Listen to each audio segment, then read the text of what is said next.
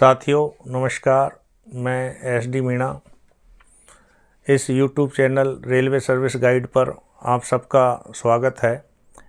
मैंने रेलवे में 37 साल नौकरी किया है और ट्रेड यूनियन मूवमेंट का बहुत अच्छा मुझे एक्सपीरियंस है। लगभग पूरा जीवन 35 साल ट्रेड यूनियन में निकाला है। इस दौरान मैंने महसूस किया है कि रेल कर्मचारी अच्छे से नौकरी करता है, सब कुछ सही होता है, लेकिन अगर उसको कोई भी कारण से चार्जशीट आ जाती है, चाहे SF11 हो या SF5 हो, तो आरोप पत्र मिलने के बाद कर्मचारी में एक हड़बड़ाहट पैदा हो जाती है।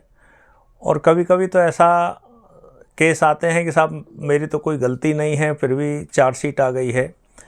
तो ये चार्जशीट का डर निकाल दें, इस उद्देश्य से मैंने ये चैनल शुरू किया है। इसके अलावा चार्जशीट के अलावा और भी जो रूल है, सीनियरिटी के हैं, ट्रांसफ़र के हैं, फिक्सेशन के हैं, इनके बारे में भी हम बात कर लेंगे। ट्रेड यूनियन मूवमेंट के बारे में भी हम बात कर सकते हैं। और आप लोगों की कोई समस्या है और लोग ज़्यादा से ज़्यादा किसी चीज़ को जानना चाहें, अगर कमेंट्स बॉक्स में वो लिखेंगे तो उस मुद्दे पे भी हम पहले वीडियो बनाकर डाल सकते हैं। लेकिन अभी मेरा मकसद ये है कि जो DAR बोलते हैं कि डर हो गया, और इस डर को रेल कर्मचारियों में से कम कर दे, ये डर निकल जाए, ये मेरा मकसद है। और इसी के उद्देश्य से आज ये YouTube channel railway service guide शुरू किया है। सबसे बड़ी बात यह है कि जिस चीज़ के बारे में जानकारी नहीं होती है उससे डर ज़्यादा लगता है। आरोप पत्र आ गया और फिर उसका हम कैसे जवाब लिखें, कैसे उसका डिफेंस सही से करें, इसी बीच में आदमी घबरा जाता है। जबकि रेलवे में आरोप पत्र देना ही दंड नहीं है। DAR का रूल है कि कोई भी आरोप पत्र दंड नहीं होता, लेकिन कोई भी दंड बिना आरोप पत्र के जारी नहीं किया जा सकता। Chargesheet is not a punishment, but any punishment can not be impose without serving the chargesheet. तो अगर दंड देने की प्रक्रिया करनी है तो चार्जशीट आरोप पत्र देना पड़ेगा। लेकिन अगर आप उसका सही से जवाब दे दो तो हो सकता है कि आपका जवाब सही हो और वो आरोप पत्र को वापस ले लेंगे और वो ड्रॉप हो जाएगा। अगर मैं इस सिंपल भाषा में आपको सामाजिक रूप से समझाऊं कि किसी ने कहीं कोई ग्रुपों में झगड़ा हो गया और पुलिस में FIR हो गई, आप उस दिन उस शहर में नहीं थे और किसी ने पुलिस में आपका नाम लिखवा दिया, तो आप पुलिस में जाके बताओगे सर मैं तो उसमें था ही नहीं, तो आपका नाम काट दिया जाएगा आरोप पत्र से। बस सिंपल सी यही थ्योरी है कि एक आपको एक सूचना दिया कि भाई आपके खिलाफ़ ये शिकायत आई है आरोप पत्र में, आप उसका जवाब दे दें। तो ये आरोप पत्र हमारे रेलवे में दंड देने के लिए दो तरीके के होते हैं, SF5 और SF11। मेजर पनिशमेंट और माइनर पनिशमेंट देने के लिए दो।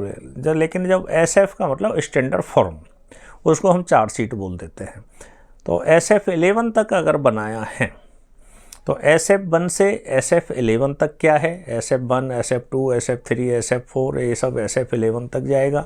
इनका क्या मतलब होता है, हर फॉर्म का अपना एक मकसद होता है, अपना एक वो होता है कि किस सिचुएशन में ये स्टैंडर्ड फॉर्म दिए जाएंगे।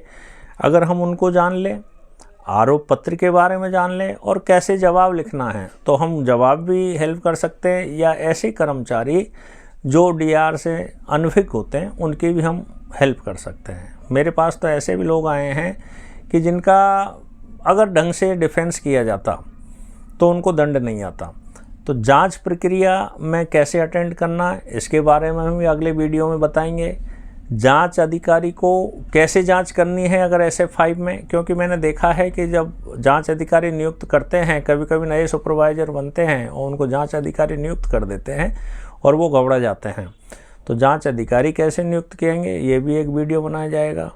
डिफेंस काउंसलर अगर है SF5 में, तो डिफेंस काउंसलर को डिफेंस कैसे करना होता है, बचाव में कैसे जाना होता है, तो इसके बारे में भी समय समय से मैं वीडियो बनाऊंगा, उसके बारे में भी बताने की कोशिश करूंगा।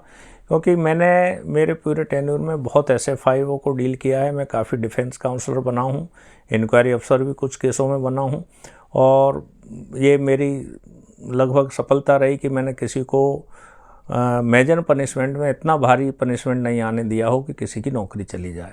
यहाँ तक कि नौकरी बहुत से लोगों की चली गई, जो दूसरे लोग डिफेंस काउंसलर थे वो हमारे पास आए, तो अपील में भी हमने उनको नौकरी पे ले आए।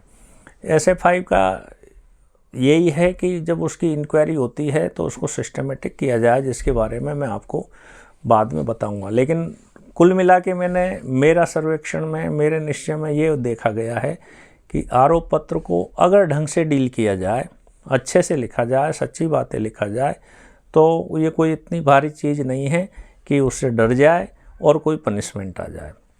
नॉलेज होनी चाहिए, कायदे के बारे में जानकारी होनी चाहिए। ऐसे भी हमारे केस आए हैं कि SF11 दे दिया और पनिशमेंट ऐसा दे रहे हैं जो कि SF11 माइनर पनिशमेंट में है ही नहीं है, वो मेजर पनिशमेंट में जाते हैं। वो बात हाईलाइट करनी चाहिए। तो ऐसी भी बातें होती है कि अधिकारी गलती कर जाते हैं। इसी संदर्भ में मैं आज के इस वीडियो में सबसे पहले फर्स्ट इंट्रोडक्शन SF1 के बारे में देना चाहूँगा, जो कि सस्पेंशन के बारे में किया जाता है कि कभी किसी कर्मचारी को सस्पेंड जब कर देते हैं तो उसको SF1 स्टैंडर्ड फॉर्म 1 देना चाहिए। लेकिन सस्पेंड नॉट ए पनिशमेंट, कभी कभी ये डिपार्टमेंट एग्जामों में भी आ जाता है कि सस्पेंड कोई दंड है क्या, तो suspend is not a punishment, ये कोई दंड नहीं है।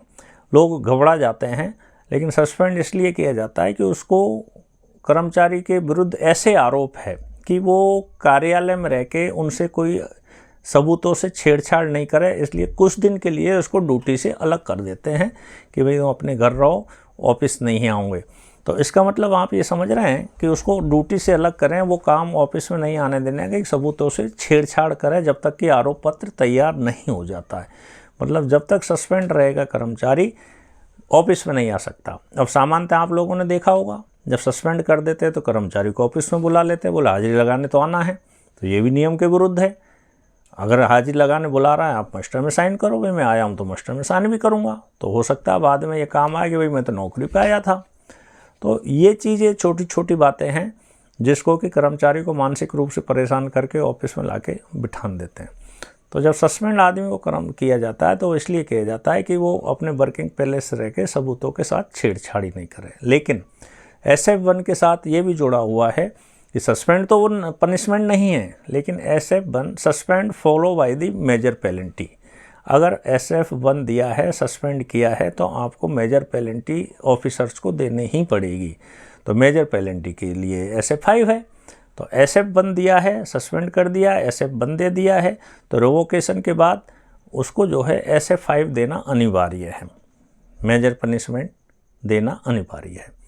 तो अब यहाँ देखने की बात यह है कि SF1 के बाद SF5 देना, मेजर पनिशमेंट देना अनिवार्य है। तो मान लो SF5 नहीं दिया तो SF11 दे दिया, तो सस्पेंड करना उचित नहीं है, कायदे के अनुसार नहीं रहा। तो SF1 या सस्पेंड करने के बाद कर्मचारी को SF11 दिया जाता है, तो जो सस्पेंड पीरियड है पूरा उसका ड्यूटी माना जाएगा। एक कुछ अधिकारी या कुछ सुपरवाइजर कैसे करते हैं, 5 दिन सस्पेंड रहे, 6ठे दिन बुलाते हैं कि आ जाओ, तुमको एक छुट्टी की एप्लीकेशन लिख दो, मैं तुम्हें बड़ा पनिशमेंट नहीं दूंगा।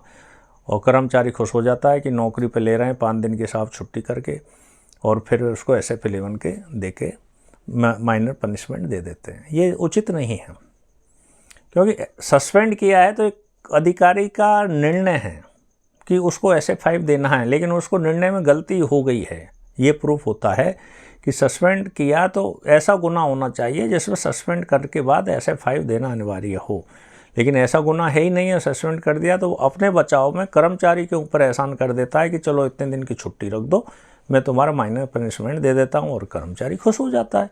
तो ये ठीक नहीं होता है, लेकिन ऐसा सिस्टम बना हुआ है कि लोग ऐसा करते हैं। तो SF1 के बाद अगर SF11 दी जा रही है तो कर्मचारी का पूरा पीरियड ड्यूटी माना जाएगा। इस बात का ध्यान रखें। सस्पेंड के बहुत से नियम हैं, बहुत सी चीज़ें हैं, लेकिन सस्पेंड में ऑफिस नहीं आना और घर नहीं छोड़ना है। उसके बाद उसको सस्टेन अलाउंस मिलता है, और भी सुविधा मिलती है, ये हम आपको बाद में बताएंगे। लेकिन सस्पेंड पीरियड में उसको सस्टेन अलाउंस जो मिलता है, उसी के बाद वो इंक्वायरी अटेंड करेगा। अगर उसको सस्टेन अलाउंस नहीं मिलता है, निर्वाह भत्ता जिसको बोलते हैं, तो इंक्वायरी के लिए मना कर सकता है कि मुझे निर्वाह भत्ता नहीं मिल रहा है, मैं इंक्वायरी अटेंड नहीं करूँगा। तो साथियों, आज का ये DR का चैनल मैंने इसी उद्देश्य से शुरू किया है। हर SF स्टैंडर्ड फॉर्म 1, 2, 3, 4 जो 11 तक है, हर वीडियो में एक फॉर्म पर डिटेल से बात करूंगा और उसके बारे में बताऊंगा। आपको कैसे लगता है, आप ये बताएं आपको क्या समस्या है, जानना चाहता है, कमेंट्स बॉक्स में लिखें, उस पर हम विस्तृत आपको जानकारी देंगे, उस पर वीडियो बनाएंगे और उसकी समस्या के लिए फिर विस्तृत जानकारी आपको वीडियो के माध्यम से हम आपको देंगे। इसलिए अपनी समस्याएं बताएं और चैनल को सब्सक्राइब करें और हमें